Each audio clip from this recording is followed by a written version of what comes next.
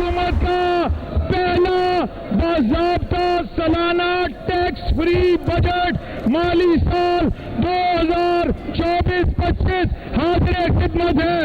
पंजाब किसान कार्ड के इनकलाबी प्रोग्राम का आगाज कर दिया है। आइंदा माली साल में तरक्याती मंसूबों की मद में 42 अरब 50 करोड़ रुपए की रकम सर्व की जाएगी। तालिब इल्मों के लिए खुशखबरी है कि 10 अरब रुपए की लागत से सीएम पंजाब लैपटॉप स्कीम दोबारा शुरू की जा रही है।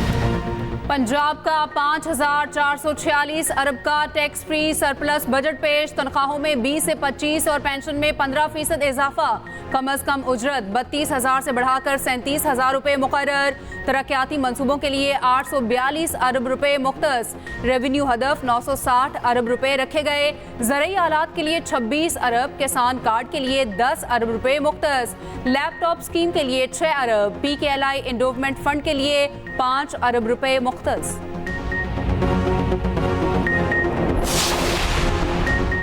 100 यूनिट तक बिजली इस्तेमाल करने वालों को मुफ्त सोलर सिस्टम लगाकर देंगे।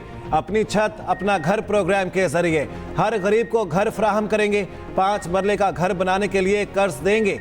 वज़ीर ख़ज़ाना मुश्तबा शुजा की बजट तकरीर। कहा तालीम के लिए 69 अरब 74 करोड़ रुपए रखे गए हैं। सेहत के लिए 539 अरब 15 करोड़ रुपए मुख्तस किए गए। निगहबान कार्ड के लिए 2 अरब रुपए मुख्तस किए गए हैं।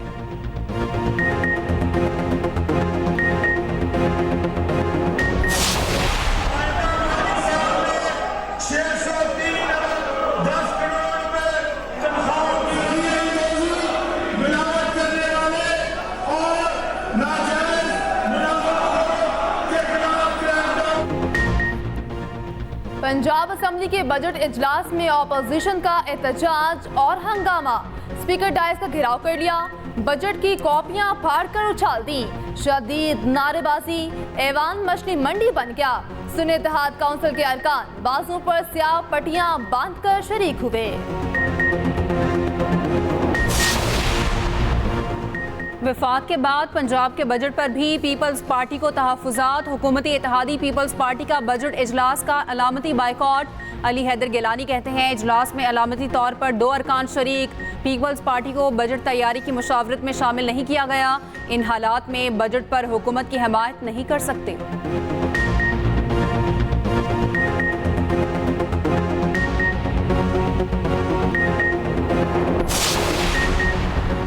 पंजाब काबीना ने बजट 2024-25 की मंजूरी दे दी। वज़ीर आला पंजाब मरियम नवाज ने बजट दस्तावेज पर दस्तखत कर दिए। मरियम नवाज ने कहा बजट में अवाम पर कोई नया टैक्स नहीं लगा रहे, अवाम पर बोझ नहीं डालेंगे, अपने ज़राए से रेवेन्यू बढ़ा रहे हैं, अपने वादों और तरक्याती मंसूबों की तकमील के लिए दिन रात एक करेंगे।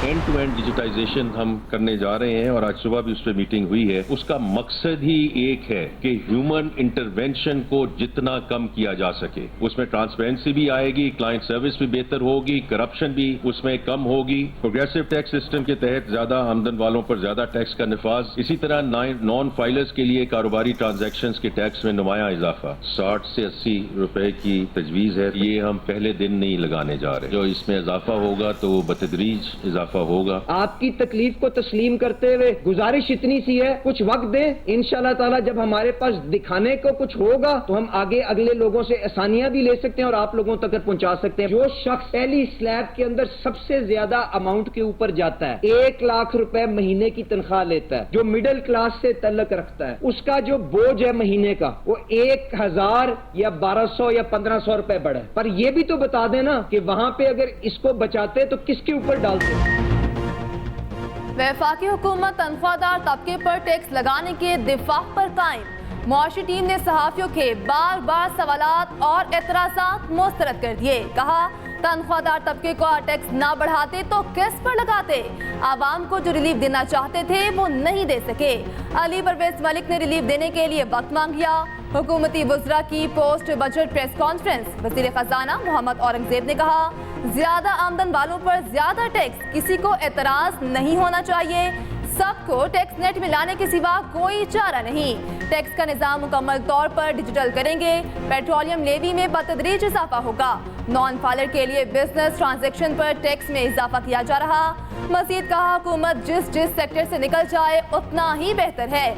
IMF से वर्चुअल मुज़ाकरात चल रहे हैं। प्रेस कॉन्फ्रेंस के दौरान सहाफियों का तनख्वाहदार तबके पर टैक्स के खिलाफ एहतजाज। सहाफी ने सवाल पूछा, क्या कोई मिनी बजट तो नहीं आएगा? वज़ीर खजाना ने सवाल का जवाब देने से इनकार कर दिया। क्या आप दो टोक इस बात की यकीन दहानी करवा सकते हैं कि जितनी आपने मैसिव टैक्सेस लगा दिए हैं उसके बाद कोई नया मिनी बजट 30 जून 2025 से पहले नहीं आएगा? दो टोक यकीन दहानी काइंडली। सेकेंडली, पहली तो मैं आपको, चूंकि आप खुद ही डिसीजन कर चुके हुए हैं, सर, तो आपको यकीन दहानी कराने की क्या जरूरत है, इसलिए इसका कोई जवाब नहीं। वज़ीर आज़म शहबाज शरीफ मौलाना को मनाने उनके घर पहुंच गए। वज़ीर आज़म ने सियासी मसाइल के हल के लिए कमेटी की तजवीज़ पेश कर दी। शहबाज शरीफ ने मौलाना की खैरियत दरियाफ्त की। कहा, मौलाना फजलुर रहमान ने हमेशा जमहूरी इक़दार की हिफाजत के लिए पुरअमन जद्दोजहद को फ़रोग़ दिया। सियासी मसाइल के बाहमी ताउन से हल के लिए कमेटी तश्कील दी जा सकती है।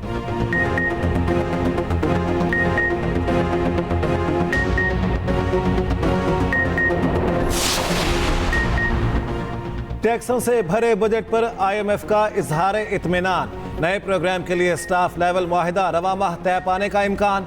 ज़राए के मुताबिक तनख्वाहदार तबके पर इनकम टैक्स को आलमी मेयार के मुताबिक किया गया। तवानाई की सब्सिडीज महदूद करके सार्फिन से मुकम्मल पैदावारी लागत वसूल की जाएगी। आइंदा माली साल बिजली कंपनियों की निजकारी और पावर सेक्टर को डीरेगुलेट किया जाएगा। हुकूमती कंपनियों को दोस्त अरब ममालिक की हुकूमती कंपनियों के सुपुर्द करने का प्लान। सियासी जमातें IMF प्रोग्राम पर सियासत नहीं करेंगी। सूबाई हुकूमतें भी नए प्रोग्राम पर मुकम्मल अमल दरामद करेंगी।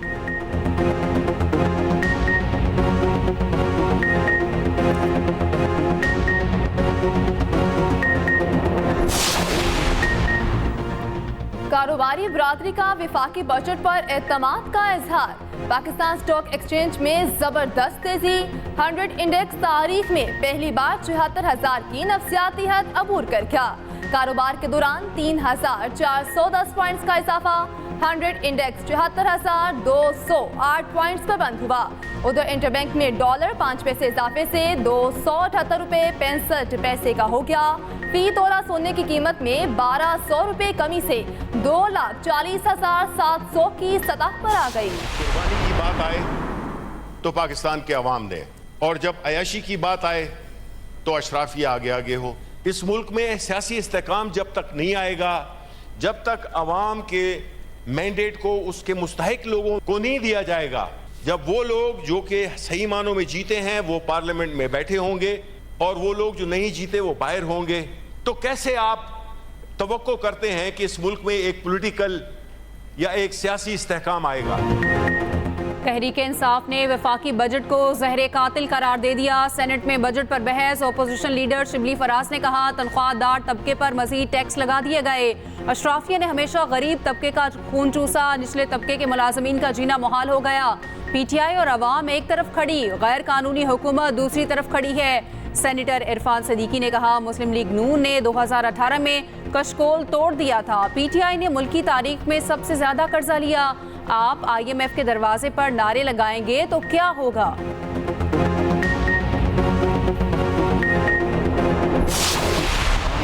क्या है, कुछ भी नहीं है। जो मजदूर आदमी है वो तो पिस रहा है। दिन ब दिन हालात खराब से खराब होते जा रहे हैं।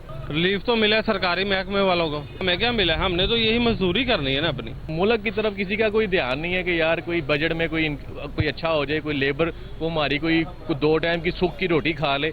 मराद याफ्ता तबका उससे मुस्तफीद हुआ है, वरना आवाम तो वैसे के वैसे ही हैं। तनख्वाहें तो बढ़ा लेते हैं, लेकिन वो इसके साथ साथ जो है ना जितने भी ज़रूरत के एशिया हैं वो भी बढ़ जाते हैं। सारी चीज़ें महंगी हो गई, तनख्वाहदार लोग हैं, चीज़ों में कमी नहीं आई है।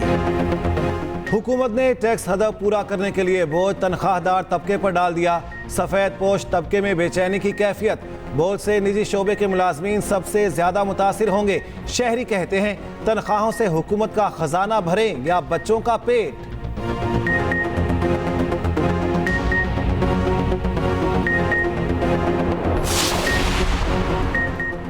साइफर केस में बानी पीटीआई की बरियत का फैसला सुप्रीम कोर्ट में चैलेंज। शाह महमूद कुरैशी की बरियत का फैसला भी चैलेंज कर दिया गया। फैसला वजारत दाखिला के जरिए चैलेंज किया गया।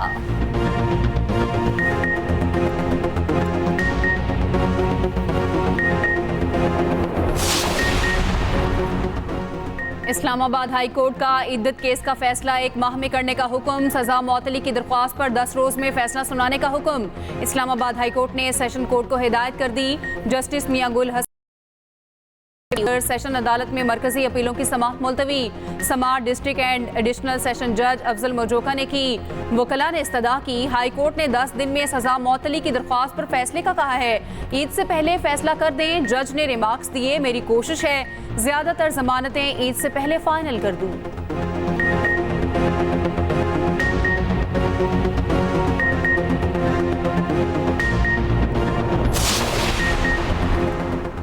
बानी पीटीआई को एक और केस में रिलीफ मिल गया। आज़ादी मार्च में तोड़फोड़ केस में बरी कर दिया गया। शेख रशीद, शाह महमूद कुरैशी, अली नवाज अवान भी बरी। इस्लामाबाद के जुडिशल मजिस्ट्रेट मलिक मोहम्मद इमरान ने महफूज फैसला सुनाया। उधर शहरियार आफरीदी भी 9 मई वाकयात केस में बरी।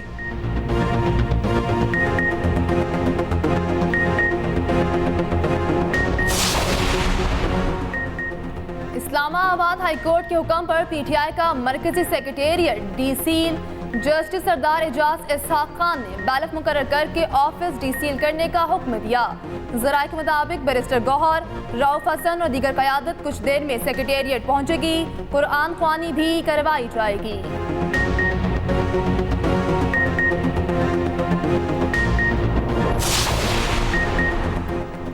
हतक इज़्ज़त कानून नामंजूर। पंजाब असम्बली में सहाफ़ियों का एहतजाज। हतक इज़्ज़त कानून के खिलाफ प्रेस का गैलरी से एहतजाजन वॉकआउट।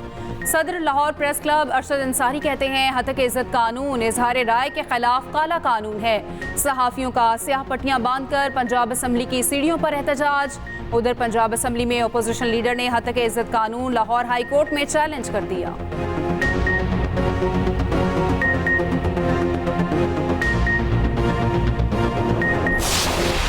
जिसको बतौर स्पीकर जिस कानून को मैं साइन करके भेज रहा हूँ, तो in the last day of its जब मैं वहाँ बतौर कायम मकाम गवर्नर हूँ उसके वापस आने के, तो how could I stop it. एक सवाल तो ये आपको मेरे पास कोई इखलाकी जवाब नहीं है। दूसरा मैं ये समझता हूँ कि इस कानून पे, इसके मंदरजात पे, एक एक नुक्ते पे अब बात होनी, क्योंकि अब मेरे पे ये कदगन भी है कि मैटर सबजुडिस है। पूरी बगौर उसको 2-3 दफा पढ़ने के बाद 99% दोस्त जो इस पे बात कर रहे हैं उन्होंने हतक इज़्ज़त बिल पर दस्तखत करने पर कोई पछतावा नहीं। स्पीकर पंजाब असम्बली मलिक मोहम्मद अहमद खान कहते हैं बतौर कायम मकाम गवर्नर जो कानून पर दस्तखत किए उसको कैसे रोक सकता हूँ।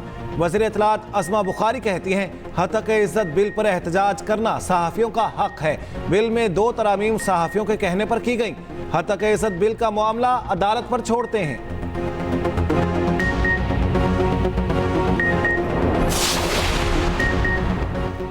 मिडिल क्लास की कमर तोड़ो और अशराफिया को बचाओ।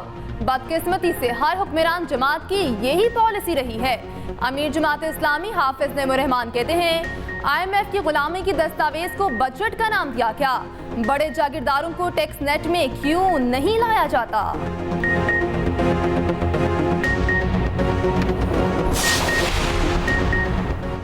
गंदम खरीदारी में मुबैना बेज़ाब्तियां। बलोचिस्तान हाई कोर्ट ने फैसला महफूज कर लिया। वज़ीर आला बलोचिस्तान मीर सरफराज बुगटी अदालत में पेश। Chief justice Balochistan high court ने रिमार्क्स दिए खरीदी गई गंदम अफगानिस्तान स्मगल हो जाती है या गोदामों में सड़ जाती है। 95 लाख बोरियां लोगों के घरों में पड़ी खराब हो जाती हैं। गंदम की नकलो हमल पर दफ़ा 144 खत्म करने की हिदायत कर दी।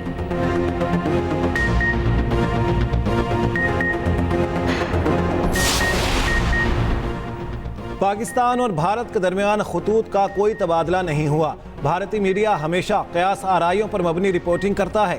तर्जमान दफ्तर खारिजा मुमताज़ ज़हरा बलोच की हफ्तावार प्रेस ब्रीफिंग। कहा मोदी को वज़ीर आज़म की जानिब से मुबारकबाद का पैगाम बज़रिया ट्वीट जा चुका।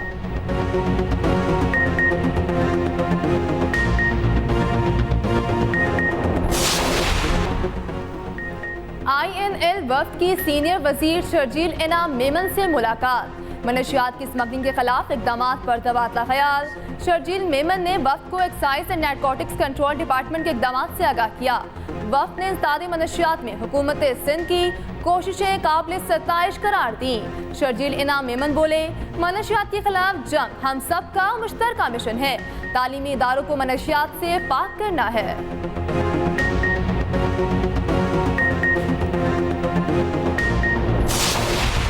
बड़ी ईद की बड़ी चहल पहल, वक्त कम, मुकाबला सख्त। मवेशी मंडियों में खरीदार उतर पड़े, बैलों के भाव ताव जारी। बकरों की कीमत आसमान को छूने लगी।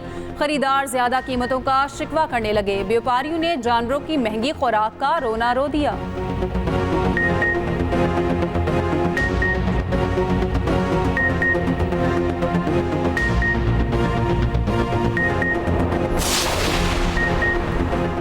सऊदी अरब में मनासिक हज का आगाज कल होगा। आज शाम से आज़मीन हज मिना पहुंचेंगे। आज़मीन के इस्तकबाल के लिए तैयारियां मुकम्मल कर ली गईं। मिना की मस्जिद में इलेक्ट्रॉनिक स्क्रीन और कैमरे फाल। रवां साल मनासिक हज के लिए दुनिया भर से 15 लाख आज़मीन पहुंचे।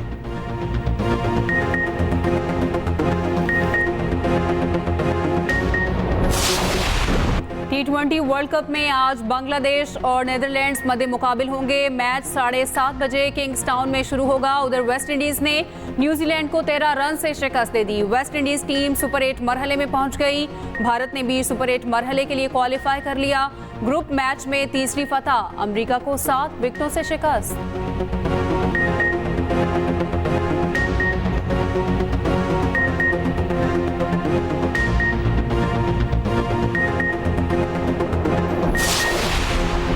साबिक खातून अव्वल और पाकिस्तान के पहले वज़ीर आज़म लियाकत अली खान की अहलिया बेगम रना लियाकत अली खान की आज 34वीं बरसी मनाई जा रही है। बेगम रना लियाकत अली खान सिंध की पहली खातून गवर्नर भी थी। तहरीक पाकिस्तान में दीगर खवातीन के साथ मुतहारिक किरदार अदा किया।